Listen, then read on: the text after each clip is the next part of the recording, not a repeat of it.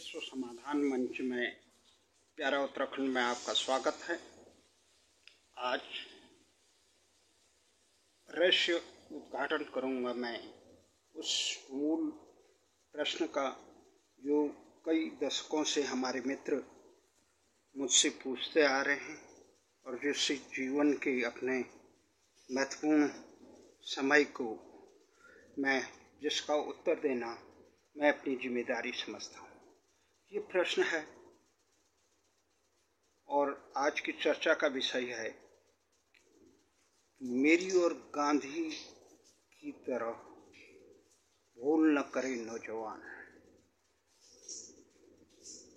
मेरी क्या भूल थी और गांधी जी की क्या भूल थी, उसमें कैसी समानता है और युवाओं से मैं क्यों कर रहा हूँ? क्योंकि आज मैं देख रहा हूँ जिस परिवेश में हूँ उसमें एक यह प्रश्न तब सामने आया जब इसी मई की 28 तारीख को उत्तराखंड के पूर्व मुख्यमंत्री कांग्रेस के वरिष्ठ नेता हरीश रावत ने अपनी सोशल मीडिया संवाद में एक लेख लिखा जिसमें उत्तराखंडीय तक सफरनामा भाग 6 को 28 तारीख को लिखा। उन्होंने 9 नवंबर 2000 को राज्य अस्तित्व में आया, उस पर लिखा। उन्होंने कहा कि मैं इस राज्य गठन के बाद संघर्षशील ताकतों को अपने साथ राज्य निर्माण के लिए कांग्रेस में लाना चाहता था, जिसमें मैं धुमाकोट और यमकेश्वर की 2 संघर्षशील लोगों को टिकट देना चाहता था और जंतर मंतर दिल्ली में सर्वाधिक लंबे समय तक धरने पे बैठने वाले श्री देव सिंह रावत को भी मैंने कांग्रेस से चुनाव लड़ने का प्रस्ताव दिया था। इस प्रस्ताव प्रयास को पर्याप्त सफलता न देकर न मिली। अब इस विषय पे जो रावत जी ने लिखा था उसमें मैंने फेसबुक पे लिखा कि धन्यवाद रावत जी, पूर्व मुख्यमंत्री उत्तराखंड स्मृतियों को ताज़ा करने के लिए उत्तराखंड के चहुमुखी विकास और राज्य गठन की जन आकांक्षाएं, राजधानी गैरसैंण मुजफ्फरनगर कांड और के गुनाहगारों को दंडित करना, भू कानून इत्यादि जन आकांक्षाओं को साकार करने के लिए कांग्रेस के तत्कालीन प्रदेश अध्यक्ष राज्य गठन के समय 2000 का प्रस्ताव मैंने कांग्रेस में आके शामिल होने को ठुकरा दिया था, क्योंकि मुझे विश्वास था कि कांग्रेस इन मुद्दों पर जन आकांक्षाओं को साकार करने में नाकाम रहेगी और हम दलीय अनुशासन में बंद कर केवल पश्चाताप करते हैं। मैंने उत्तराखंड के पूर्व मुख्यमंत्री हरीश रावत का कांग्रेस से जुड़ने का प्रस्ताव और चुनाव लड़ने का प्रस्ताव इसीलिए ठुकराया। आज उन स्मृतियों को ताज़ा की उत्तराखंड के मुख्यमंत्री हरीश रावत ने। आज मुझे अपने निर्णय पर इसलिए गर्व भी हो रहा है कि मैं दलीय राजनीति में नहीं पड़ना था, परंतु हरीश रावत जी ने राज्य गठन के विरोधी रहने के बावजूद मजबूती से अंतिम चरण में जिस मजबूती से आंदोलन में सम्मिलित होकर राज्य गठन की जन आकांक्षाओं को साकार करने के लिए सड़क पर संघर्ष किया, वो सराहनीय है। उसके बाद उन्होंने उत्तराखंड राज्य गठन के नाम के लिए जो आंदोलन किया और राज्य गठन जिस दिन हुआ उस समय कांग्रेस की सरकार थी और संसद में ये कार्य किया गया और उस दिन जब ये नाम बदला गया तो उस दिन जंतर मंतर पे एक संयुक्त संघर्ष समिति की एक धरना रखा था। उस धरने में मैं भी शामिल हुआ तो हरीश रावत ने मुझे दूर से देखा और उन्होंने बुलाया और सारे जितने राज्य वहाँ पर हर्षोल्लास में जो मालाएं थी मेरे गले में न। उसके बाद 8-9 आदमियों का एक शिष्टमंडल संसद में गए। वहाँ तत्कालीन गृह मंत्री थे जो उस समय पाटिल साहब, उनसे मुलाकात की और हरीश रावत ने अन्य लोगों से परिचय, जिसमें वर्तमान कांग्रेस अध्यक्ष प्रीतम सिंह जी भी थे और सूरवीर सजवाण, कई नेता थे। उनका हल्के से परिचय कराने के बाद मुझसे मुताबिक हो कि मेरा परिचय कराते हुए जब गृह मंत्री से बताया उन्होंने कि ये देव सिंह रावत हैं और उत्तराखंड राज्य गठन में सबसे लंबे समय तक इन्होंने 6 साल तक जंतर मंतर पे धरना दिया और ये कांग्रेस के विरोधी भी हैं, परंतु हमारी इस कार्य का ये पुरजोर समर्थन कर रहे हैं। तो वो मुस्कुराए पाटिल साहब और उसके बाद हरीश रावत ने राज्य में जब मुख्यमंत्री बने तो उस समय भी उन्होंने मुझे दर्जाधारी पद देने का कार्य का निर्णय ले लिया था। वो दिल्ली में प्रवासी संगठनों के सामने वो जो उनका एक विभाग था उसका दायित्व देना चाहते थे, लेकिन मैंने उस दायित्व को लेने से मना कर दिया, क्योंकि मैं चाहता था कि ऐसा कुछ काम मिले जिससे उत्तराखंड के भविष्य के लिए हम अपना कार्य कर सकें, निर्माण में हम अपना सहयोग दे सकें। तो ये प्रश्न उठता है कि मैं जब 6 साल तक लंबे समय तक उत्तराखंड राज्य गठन आंदोलन में रहा और उसके बाद निरंतर आज भी उत्तराखंड राज्य गठन आंदोलन से उत्तराखंड की जन आकांक्षाओं से जुड़े राष्ट्रीय आंदोलनों से लेकर भारतीय भाषा के आंदोलन का ये तमाम आंदोलन में रहा। संसद से लेकर मैंने सड़क तक की लड़ाइयाँ लड़ी। संसद में जब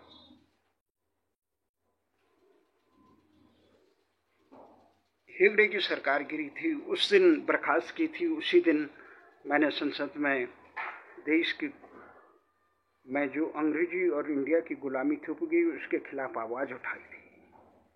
परंतु मेरा ये था कि इस बचपन से ही वो था कि संसार में ये तमाम राजसत्ताएं एक क्षणिक होती है।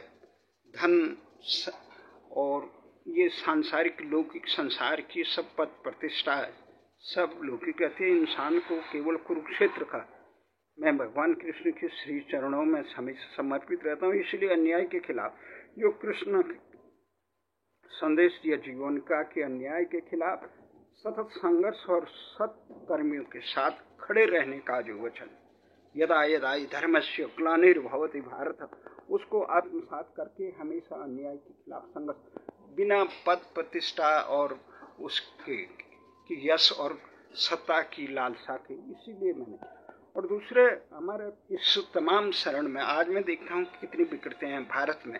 मेरी एक आशा रही कि किसी भी ढंग से विश्व में एक ऐसी सरकार रहे जो संसार के सारे संसाधनों को केवल हथियारों इत्यादि में खर्च न करके आम बच्चों को शिक्षा, रोजगार, न्याय और शासन और खुशहाली सुशासन देने में लगे, और ये हो सकता है।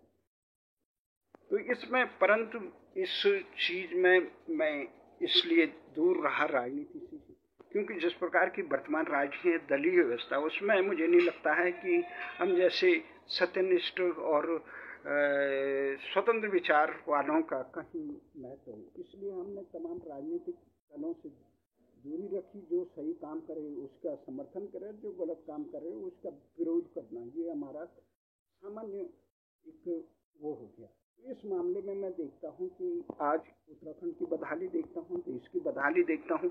मेरा स्वप्न ये है कि पूरे विश्व में एक सरकार बने जो देश पूरे विश्व को, क्योंकि अधिकांश सरकारें संकीर्ण स्वार्थों में लिप्त होकर संसार के तमाम प्राकृतिक संसाधनों का दुरुपयोग ही करते हैं और अपने निज स्वार्थ के लिए और लड़ाई झगड़े में ही बर्बाद कर देते हैं, जिससे लोगों को, आम लोगों को शिक्षा, रोजगार, न्याय, रोजी रोटी और सुशासन नहीं मिल पाता है। लोगों की प्रतिभाएं खत्म होती हैं। एक तरफ सीरिया को देखता हूँ, अफगानिस्तान से लेकर मिस्र, सूडान, जितने देखता हूँ लोगों का जीवन दुश्वार कर दिया है। सरकार उसकी गलत नीतियों के कारण।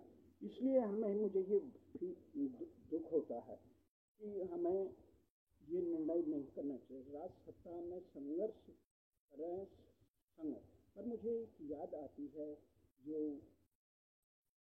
गांधी जी ने भी जो भूल की थी। गांधी जी भी देश की आज़ादी के संघर्ष में रहे और हम भी उसके जो देश की आज़ादी अंग्रेज़ों के जाने के बाद भी अभी तक नहीं मिली। देश को अभी भी अंग्रेजों और इंडिया की गुलामी उठानी पड़ रही है। देश अंग्रेजों से मुक्त होने के 74-75 साल बाद भी अपने नाम, अपनी भाषा, अपने इतिहास, अपने सम्मान, अपने स्वाभिमान से वंचित है। एक प्रकार से देश गांधी जी ने अंग्रेजों से मुक्ति के लिए भारत के संघर्ष के साथ अंग्रेज तो चले गए, परंतु देश की जो गुलामी थी, जो शहीद चंद्रशेखर आज़ाद, भगत सिंह से लेकर तमाम शहीदों को वो आज़ादी आज भी हासिल नहीं है। आज भी देश को भाषा में न न्याय मिलता है, न शिक्षा मिलता है, न रोजगार मिलता है, न शासन मिलता है। इतिहास भी देश को में गलत पड़ा है।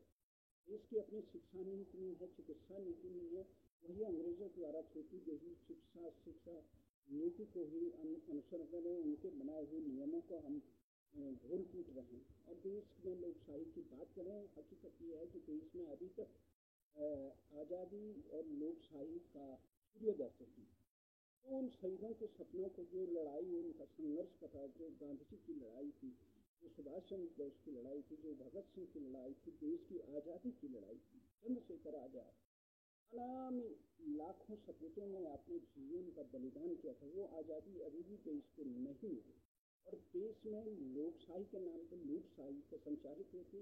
देश के आम आदमियों को न्याय नहीं मिलता, उनकी भाषा में सुनने के लिए न्यायाधीश तैयार नहीं, नौकरशाह उनकी भाषा में काम करने के लिए तैयार नहीं, शिक्षा भी उनकी भाषा में शिक्षा देने के लिए तैयार नहीं, सरकारें रोजगार देने के लिए तैयार नहीं। ये जो दिशाहीनता, उससे पूरा देश के करोड़ों बच्चों का अभी जो हाल में उत्तराखंड के रुद्रपुर में जो बच्ची के साथ इतना उसके पिताजी ने किया था कि अंग्रेजी न पढ़ने के कारण, न बोलने के कारण, न उसको छोटी सी 5 साल की बच्ची को कलम से उसके चेहरे से लेकर उसके शरीर के कई प्रकार के प्रहार किए गए थे। किस प्रकार का दमन बच्चों को सहना पड़ता, माता पिता किस प्रकार के दबाव में रहते हैं, क्योंकि अंग्रेजी को न आने के कारण उसको शिक्षा, रोजगार, न्याय कुछ नहीं मिलेगा, वो शिक्षित नहीं मानी जाएगी। इसलिए माँ बाप को भी दबाव रहता है और दबाव का मूल कारण देश की सरकार। तो अब मुझे ये समझ में नहीं आया कि गांधी जी ने भी भूल किया। अगर गांधी जी जो अपने सपनों का भारत बनाना चाहते थे, उन्होंने आज़ादी के लिए संघर्ष में इतना बड़ा संघर्ष किया, तो उनकी भी एक जिम्मेदारी थी कि वो, मेरा मानना है कि हमने भी एक स्वप्न दिखाया था उत्तराखंड वालों को, वो स्वप्न अभी भी साकार नहीं हुआ। वहाँ पे वो कानून लागू नहीं आया, जनसंख्या पर आधारित विधानसभा परिसीमन उनका छूट किया गया, उसकी सत्ता को जो लोगों ने राव मुलायम से संघर्ष करके जो राजनीतिक शक्ति अर्जित की थी, उस शक्ति को भी बर्बाद करने का काम उत्तराखंड के हुक्मरानों ने अपनी सत्ता लोलुपता, दलीय बंधुआ मजदूरी और दिशाहीनता के कारण कर दिया। तो इस चीज़ से हम उत्तराखंड और देश को, और देश किसका सर्वभौम की स्थिति में हमारी जो भारतीय संस्कृति सबके कल्याण के लिए काम करने की बात करती है। तो गांधी जी, अगर जवाहरलाल नेहरू की जगह गांधी जी देश की सत्ता संभालते तो बेहतर होता। गांधी जी में भी कई कमियाँ थी, परंतु उसके बावजूद उनका जो स्वप्न था देश को बनाने का, वो ग्राम स्वराज्य से लेकर स्वदेशी से लेकर मद्य निषेध से लेकर रोजगार से लेकर कई प्रकार के, वो देश के लिए ज़्यादा व्यवहार है।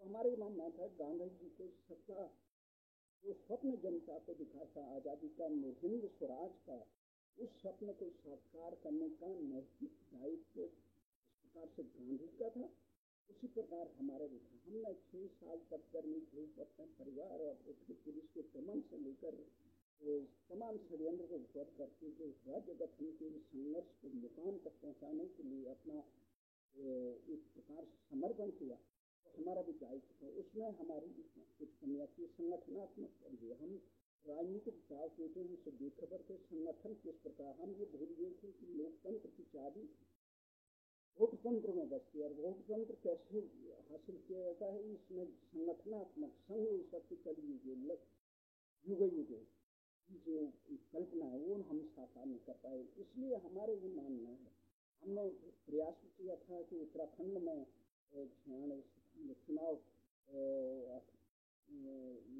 लड़ाने का काम भी किया था उत्तराखंड जनता संघर्ष मोर्चा की तरफ से। डॉक्टर हरक सिंह उस समय अध्यक्ष थे। वर्तमान में भाजपा, कांग्रेस, बसपा इत्यादि दलों के बड़े वरिष्ठ नेता रह चुके हैं। उसमें राजेंद्र रावत उत्तरकाशी की जिला पंचायत के अध्यक्ष थे हमारे। उन्होंने भारतीय जनता पार्टी को वहाँ पराजित करके उत्तरकाशी में जिला पंचायत की सेवा हमारे जनता संघर्ष मोर्चा के प्रत्याशी को एमएलसी के चुनाव में कांग्रेस ने समर्थन किया। ये तमाम चीज़ें हमने मसूरी से अपने प्रकाश सुमन ध्यानी जो वर्तमान बीजेपी के वरिष्ठ नेता हैं वो लड़े थे। रानीखेत से हमारे दिनेश बिष्ट लड़े थे।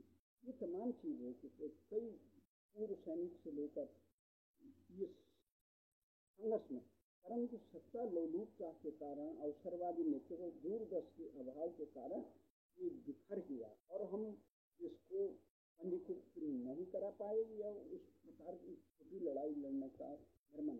ये तो आज मैं ये सोचता हूँ कि उत्तराखंड में एक निर्णायक संघर्ष की जरूरत है। वहाँ पे पाखंडी में जिस प्रकार से उत्तराखंड की सत्ता के चारों तरफ से जातिवाद, क्षेत्रवाद और भ्रष्टाचार और दुराचार के जाल में गर्त में धकेल रखा है, उसे उबारने के लिए बहुत मजबूत ऐसी समर्पित दिशावान नेतृत्व की जरूरत थी, जिसके पास विजन हो, जिसके पास संगठन हो, जो राजनीतिक दलों के दबावों में न झुके। ये काम हम कर सकते थे, लेकिन उत्तराखंड में इतना दमन सह नहीं की सकते, क्योंकि हमारे ये है कि समर्पित कम से कम 400-500 युवाओं की समर्पित हो, जो जिनकी केवल महत्वाकांक्षा लक्ष्य केवल उत्तराखंड का, उत्तराखंड किस लिए बना रहे थे, समाधान खंड के लिए, विश्व के कल्याण के लिए, भारत को उसके गौरवशाली अतीत को जो सोने की चिड़िया और ज्ञान विज्ञान में जो विश्व गुरु था उसके लिए भारत की प्रयोगशाला बनाना चाहते हैं, जिससे भारतीय जनता पार्टी और कांग्रेस के सत्ता लोलुप नेताओं ने उसके भौगोलिक सीमाओं और उसके नाम बदले, उसके तमाम अपने बंधुआ मजदूर नेतृत्व को सौंप कर बर्बाद कर दिया। परंतु जहाँ तक कि राजनीतिक दल जिम्मेदार, उससे ज़्यादा जिम्मेदार उत्तराखंड के सामाजिक संगठन और राजनीतिक संगठन है, वो इस दिशा पे है। मुझे विश्वास था कि अगर हम इस कार्य में लक्ष्य परमात्मा की कृपा से तो ये सफल होता, परंतु लोगों को बलिदान देना पड़े। मैं केवल उस समय से, जिस समय उत्तराखंड राज्य गठन का आंदोलन चल रहा है, 6-7 महीने तक कर्मचारियों ने बच्चों को स्कूल बंद हुई तो लोग घबराहट से गए। इस प्रकार से ऐसी आवाज़ें उठने लगी, हमारे बच्चों का क्या होगा। तो लोग उतना दमन हमारे यहाँ संघर्ष सहन नहीं कर पाते, मुझे ये लगा। और मुझे ये लगा है कि उत्तराखंड में इस प्रकार से संगठित युवाओं का हो, जो जातिवाद, क्षेत्रवाद से ऊपर उठ के राष्ट्रवाद की मसाल को लेकर उत्तराखंड की बदहाली दूर करने का काम करते, तो उत्तराखंड रोशन होता है हिमाचल की तर्ज पर। परमात्मा और वीरभद्र तक का जो एक हिमाचल को आदर्श बनाने का, उसी ढंग से हमारे यहाँ अभी नेता नहीं, केवल क्षणिक राजनीतिक दल जिस प्रकार से जातिवाद और क्षेत्रवाद के नाम पर टिकटों का बंटवारा करते हैं, वो भी बहुत दिखता है। अब ये कहते हैं कि अब मेरी सबसे बड़ी ये कमी रही है कि मैं बचपन से इस विचारधारा को मानने वाला आदमी, वलम क्षत्रिय वलम ब्रह्म तेजो, ये परमात्मा की मैं केवल उस परम शक्ति के अभिलाषी में संगठन और इस चीज में ये जो शारीरिक शक्ति या इन ताकतों में विश्वास नमस्ताज है। हमें मालूम है कि बड़े बड़े ध्वस्त हो जाते हैं, पद ढह जाते हैं, संपदा साधन सब नष्ट हो जाते हैं। परमात्मा की अपार कृपा, जिसको मैं जैसे पायो जी मैंने राम रतन मैंने पायो, वस्तु अमूल्य दीन सत्य कृपा कर पाए।